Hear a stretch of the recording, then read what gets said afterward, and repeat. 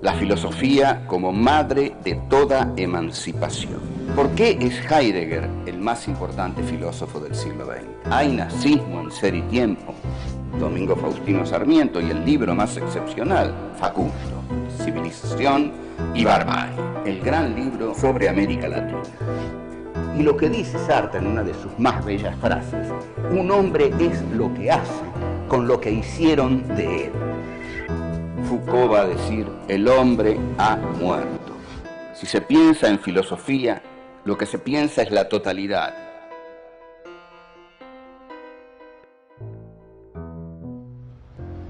Encuentro 9. La filosofía latinoamericana. ¿Desde qué punto de partida podemos pensar la filosofía latinoamericana? ¿Hay un pensamiento latinoamericano? ¿Poscolonialismo o neocolonialismo? Facundo, un gran libro latinoamericano.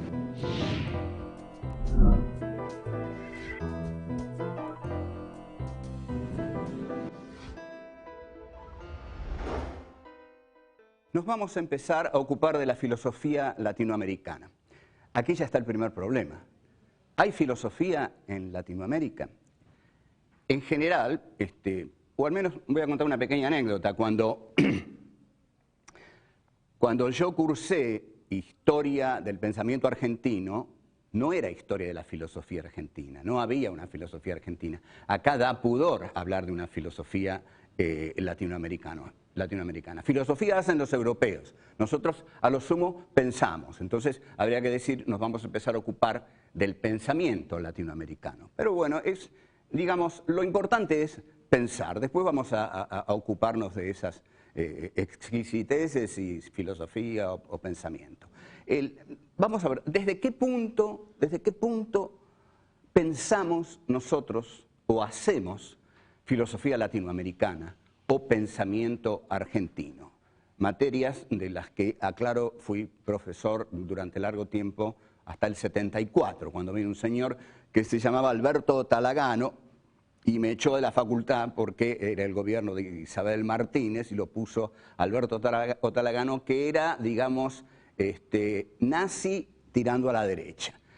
Bueno, el punto de partida de la filosofía latinoamericana tiene que ser Latinoamérica. Es una filosofía en situación. Nosotros tenemos que pensar desde nosotros mismos y esa va a ser ya una tremenda originalidad de la filosofía latinoamericana. Porque nosotros, los latinoamericanos, hemos sido pensados más de lo que pensamos.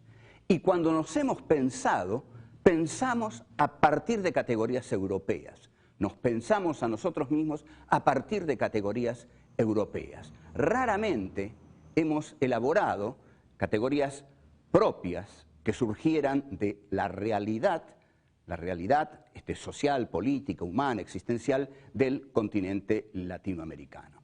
En este sentido, plantear un pensamiento latinoamericano es ya un desafío, porque vamos a partir de una situación distinta a la del pensamiento europeo. Para decirlo claro, la filosofía europea es la filosofía del occidente europeo.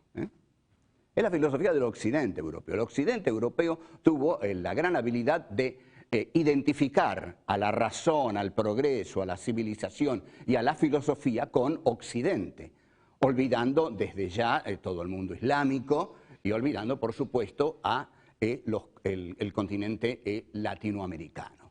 Pero el continente latinoamericano puede pensarse a sí mismo, ¿sí?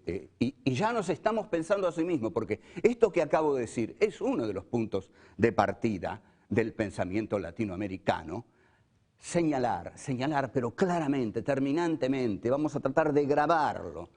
Y esto le va a molestar a muchos, ¿eh? La filosofía, tal como se la entiende, es la filosofía del occidente europeo, que nace en los griegos, en el Mediterráneo, siglo V a.C., y llega hasta Derrida, hasta Jacques Derrida, hasta Foucault, hasta los estructuralistas, postestructuralistas que ahora triunfan en la academia norteamericana, que los asume y tienen un poder enorme. En cambio, nosotros tenemos que pensarnos a partir de nosotros mismos, de Latinoamérica, pensar como Latinoamérica, como latinoamericanos. Eso quiere decir, y esta es la pregunta del desafío, que quizás no somos parte de la historia de Occidente, o que quizás somos una particularidad de la historia universalizadora de Occidente, o que quizás hemos sido arrasados por el poder de Occidente. La teoría que yo voy a sostener es que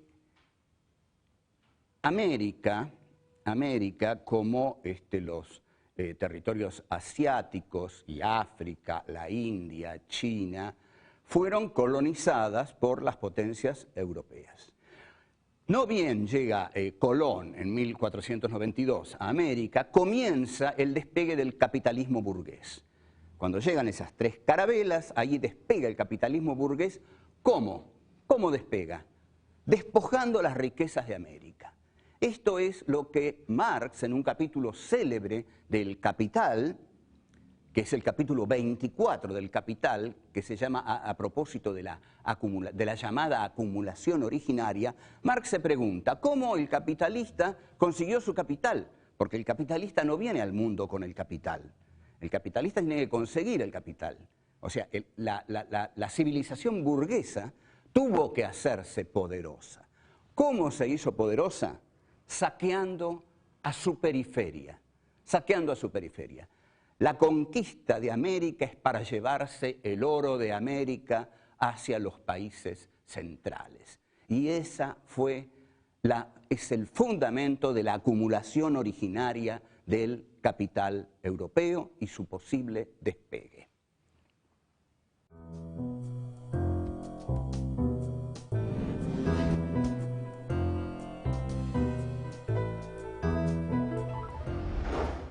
¿Hay un pensamiento latinoamericano? Bueno, esto tiene una respuesta inmediata y fácil.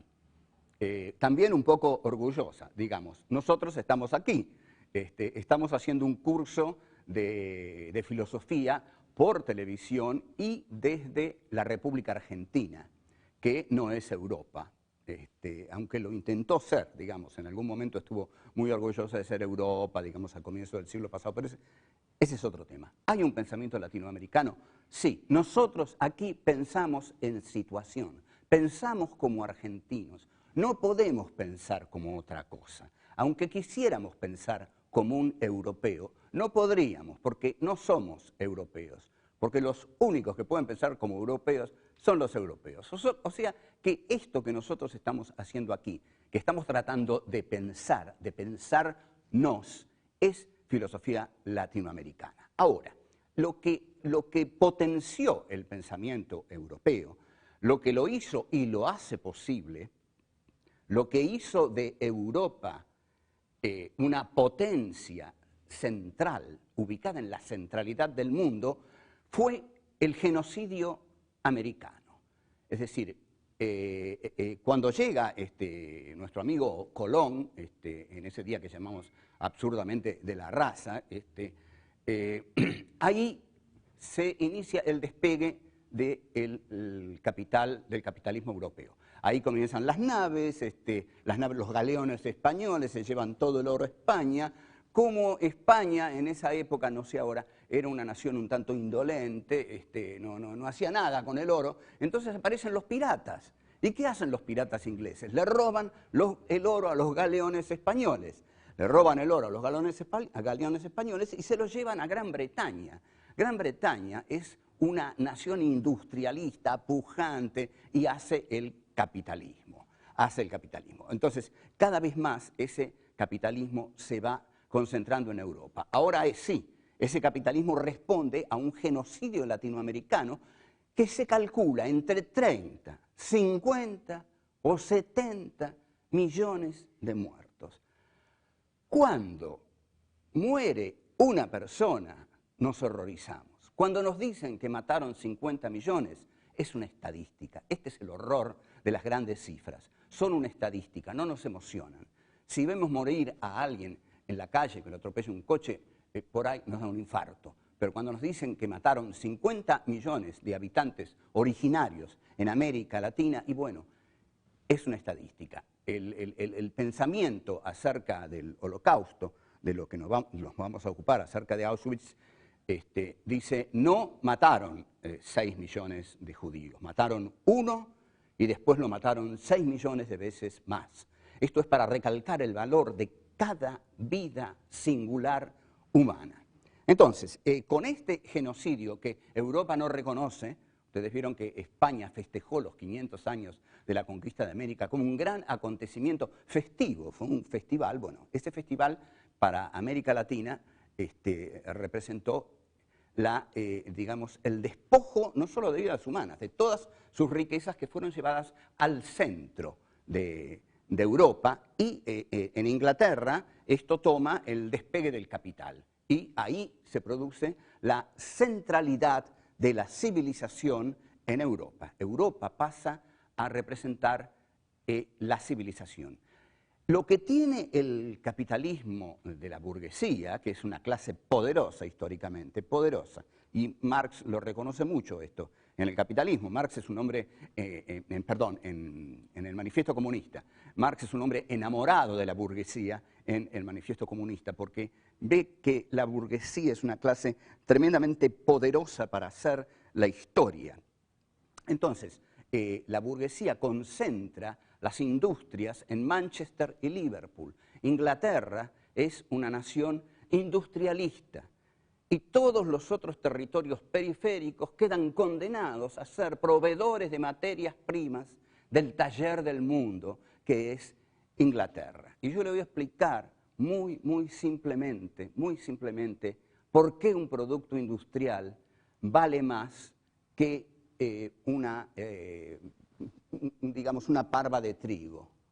Porque la parva de trigo no hay que agregarle nada. Entonces, una clase ociosa agarra la parva de trigo y la exporta. En cambio, el producto industrializado requiere que se le agregue valor. Valor no es un pedazo de fierro, no es un cacho de fierro, es un fierro trabajado, es el trabajo del acero, el trabajo de la industria, el trabajo del hierro. Entonces, el producto industrializado siempre vale más que la materia prima. Nosotros quedamos condenados a ser productores de materias primas. Europa es el taller del mundo, y sobre todo Inglaterra, el taller de todas las manufacturas que luego exporta a América Latina, que importa esas manufacturas, como importa el pensamiento europeo. Porque esto es lo doblemente trágico. No solo América Latina se dedica a no producir una industria autónoma, sino que no produce un pensamiento autónomo, porque el pensamiento latinoamericano comienza su despegue como reflejo del pensamiento europeo, y no podía ser de otro modo, porque para ser culto en el siglo XIX había que leer los textos de los teóricos europeos, porque en verdad, por ejemplo, en la Argentina, los que no eran cultos, digamos los caudillos federales, Facundo Quiroga, Ángel Vicente Peñalosa, Francisco Ramírez, Felipe Varela, López Jordán, y todos los caudillos no eran cultos, no podían ser cultos, eran hombres del pueblo, eran ignorantes. En cambio, la clase cultivada de Buenos Aires lee todos los libros europeos que venían en los barcos, y con esos libros europeos intentan comprender nuestro país. Trágica contradicción, trágica contradicción.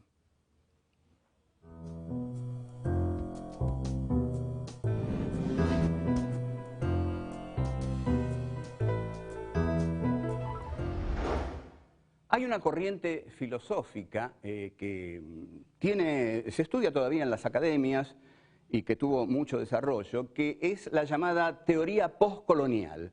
El representante que a mí más me interesa y que a ustedes quizás oyeron hablar de él por lo que hizo, ahora murió, pero es Edward Said. A Edward Said estaba asociado con el pianista y conductor de orquesta Daniel Barenboim, porque habían hecho una orquesta mitad palestina, mitad israelí, que dirigía Barenboim, y Edward Said le daba a Barenboim, digamos, el fundamento teórico.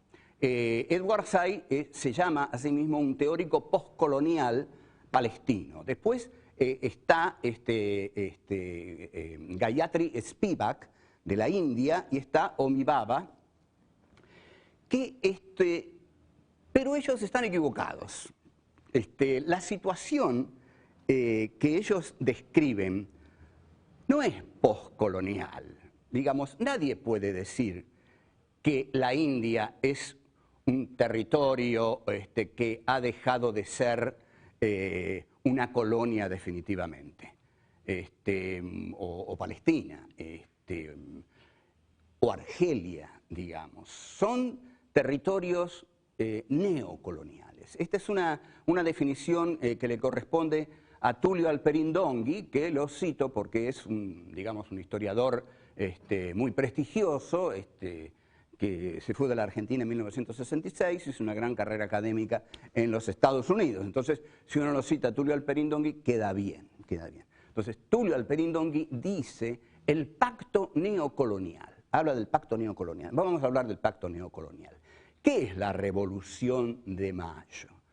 La Revolución de Mayo es el pacto neocolonial que Buenos Aires hace con las potencias europeas hegemónicas de ese momento, Inglaterra y Francia, sobre todo Inglaterra en lo económico, Francia en lo comercial, y reniegan de España, ¿no? Es salir de España para entrar en la órbita de Inglaterra y Francia. Ese es el pacto neocolonial. Ahora, Spivak, Edward Said, Homi Bhabha dicen que ellos escriben teoría postcolonial.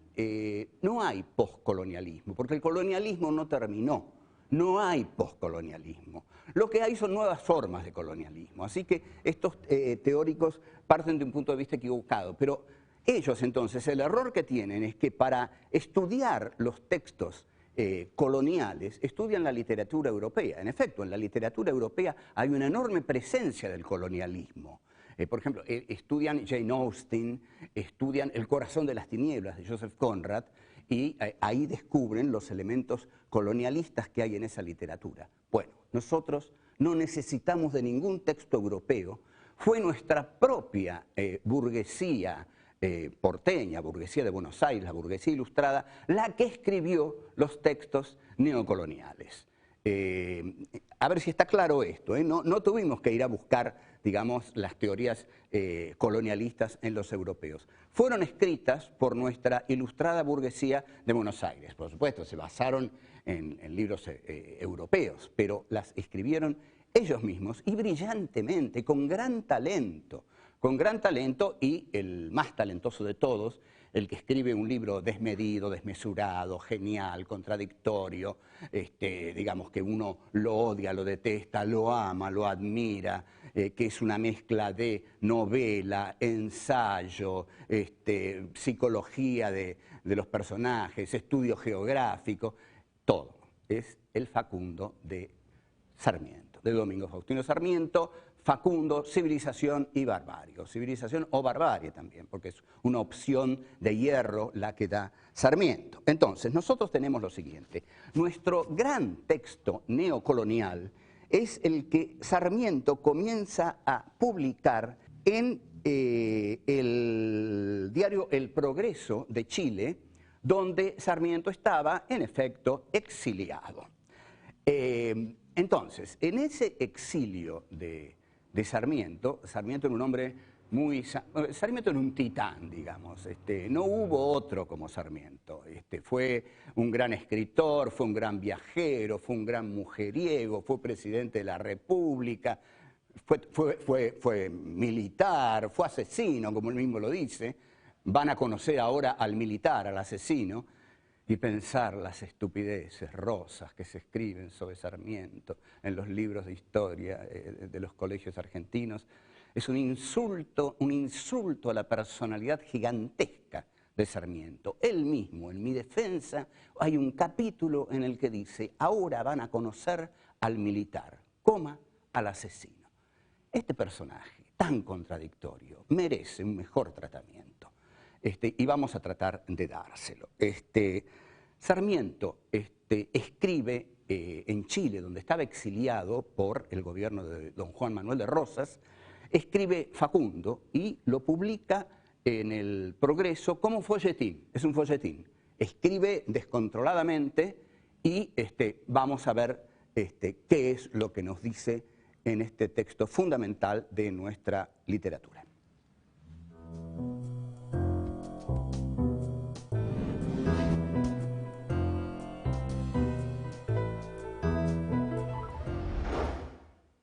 La pregunta ¿es Facundo un libro americano? ¿Es un libro que responde a la esencia profunda de nuestro país, de la Argentina? Por supuesto, por supuesto. Más allá de todos los teóricos que encuentren en Facundo la teorización del pacto neocolonial, la exaltación de la unidad con Europa, la necesidad de europeificar el país e incluso la necesidad de exterminar a los gauchos y a sus caudillos, Facundo es un libro profundamente argentino y americano. ¿Por qué? Ustedes observen lo siguiente, Sarmiento no escribe la biografía de Rivadavia, Sarmiento no escribe la biografía, ni siquiera la de San Martín, como hace Mitre, digamos, que escribe la biografía de los grandes hombres de la historia argentina, ¿no? San Martín, Belgrano. No, Sarmiento se mete con lo que yo llamo el barro de la historia. Sarmiento escribe la biografía de Juan Facundo Quiroga, no escribe la biografía del general Paz. No escribe la biografía del general Paz, que para Sarmiento era la esencia del militar a la europea. Escribe la de Juan Facundo Quiroga, porque Juan Facundo Quiroga es para Sarmiento un personaje argentino, americano, es un caudillo detrás del cual van las masas, un caudillo que tiene una vida azarosa, un caudillo bárbaro para Sarmiento, representa a la barbarie, es decir, lo otro de la civilización, pero ese otro de la civilización lo fascina tanto a Sarmiento que escribe sobre eso e incluso llega a decir de Quiroga, nuestras sangres son afines, y describe tanto a la montonera de Quiroga que en algún texto que habré escrito, yo que sé, en el pasado, yo lo llamaba a Sarmiento el poeta épico de la montonera, porque esto es muy lindo, piénsenlo, en Martín Fierro no hay montoneras. El Martín Fierro que es tomado como el canto al gaucho, lo que hay es el gaucho derrotado, el gaucho llorón, el gaucho que se va a la frontera con el sargento Cruz, se queda entre los indios y cuando vuelve manso, vuelve a trabajar. El que obedeciendo vive nunca tiene suerte blanda, mas con su soberbia agranda el rigor en que padece. Escuchen, obedezca el que obedece y será bueno el que manda. Bueno, ese que digamos no es una consigna muy combativa, ¿no? Pero, ¿por qué? Porque el gaucho Martín Fierro es el gaucho derrotado que está pidiendo permiso para formar parte del sistema que ya hegemoniza Buenos Aires. Facundo Quiroga no. El gaucho que pinta Sarmiento es el gaucho de la montonera guerrera, el gaucho del gran caudillo de La Rioja, Facundo Quiroga, que guerrea contra el general Paz en Oncativo, en La Tablada, que llega a Buenos Aires, que cambia cartas con Rosas, que Rosas lo manda en esa misión al interior, que lo matan en Barranca Yaco. Es una vida llena de acontecimientos, no es la vida del señor Rivadavia. No es la vida del señor Rivadavia que hacía, digamos, negocios con la Baring Brothers. Y ojo, esto no es revisionismo, yo no hago revisionismo. Y el que crea que yo hago revisionismo, le aviso lo siguiente, a los que crean que yo hago revisionismo histórico. Yo lo olvidé al revisionismo histórico. Yo estudio la historia argentina desde el libro de Theodor Adorno y Max Horkheimer, Dialéctica del Iluminismo, y desde el Heidegger II, los cuales demuestran que la acción del colonialismo y del imperialismo en los países periféricos fue nefasta. Y ustedes díganme si nosotros podemos hablar del progreso, como hablaban Mitre, Sarmiento, la generación del 80. ¿Dónde está el progreso? ¿Dónde está el progreso de la periferia? O sea, ¿de qué sirvió la colonización de la burguesía europea? No sirvió. Las naciones siguen atrasadas, tan atrasadas como estaban antes de que fueran las burguesías europeas, o más, porque de haber podido seguir su desarrollo, habrían quizás tenido una autonomía y una dignidad nacional mayor. Pero Sarmiento es entonces este gran escritor argentino. Lo que escribe Sarmiento es la vida de Quiroga, la vida del fray Félix Aldao, que era un montonero, la vida del Chacho, escribe la vida del Chacho, de Ángel Vicente Peñalosa, a quien la burguesía de Buenos Aires, dirigida por Mitre y por Sarmiento, lo matan en Olta y le cortan la cabeza y la clavan en una pica en la plaza de Olta. Y Sarmiento dice, muy bien, así es como se hace. Entonces, este tipo sanguíneo, este tipo talentosísimo, escribe en un lenguaje profundamente argentino. Cuando Sarmiento le manda su libro al gramático cubano Mantilla, aquel no lo puede creer. Alguien que en América escribe en un lenguaje americano, que se ocupa de temas americanos, de personajes americanos. Entonces, a diferencia del Martín Fierro, Facundo agarra al gaucho en su momento más combativo, cuando el gaucho se está enfrentando a Buenos Aires, cuando todavía está peleando por su autonomía, cuando todavía no lo derrotaron. El gaucho antes de la batalla de Pavón de 1861, donde Urquiza se retira y le deja la batalla y el triunfo a Mitre, traiciona al federalismo y ahí el federalismo pierde la batalla, además con la guerra del Paraguay. Ese gaucho derrotado es el que toma Hernández en el Martín Fierro. Esto que yo estoy diciendo es pensamiento argentino. Esto es filosofía nacional. Estamos pensando sobre nuestra historia, sobre nuestros libros, sobre lo que nos pasó a nosotros. Estamos tratando de entender lo que nos pasó a nosotros. Entonces, lo que nos pasó a nosotros es lo siguiente.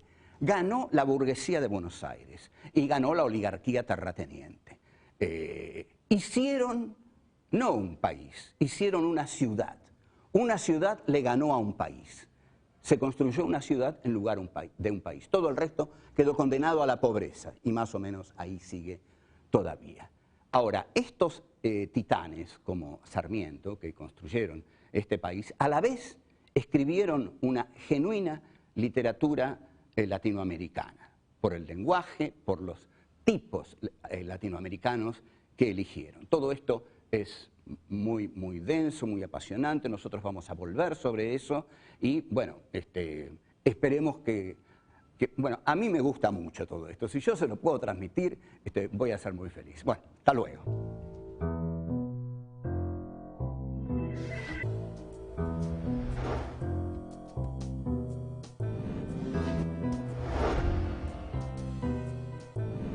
Latinoamérica es una filosofía en situación. Nosotros tenemos que pensar desde nosotros mismos. La filosofía, tal como se la entiende, es la filosofía del occidente europeo. La conquista de América es para llevarse el oro de América hacia los países centrales.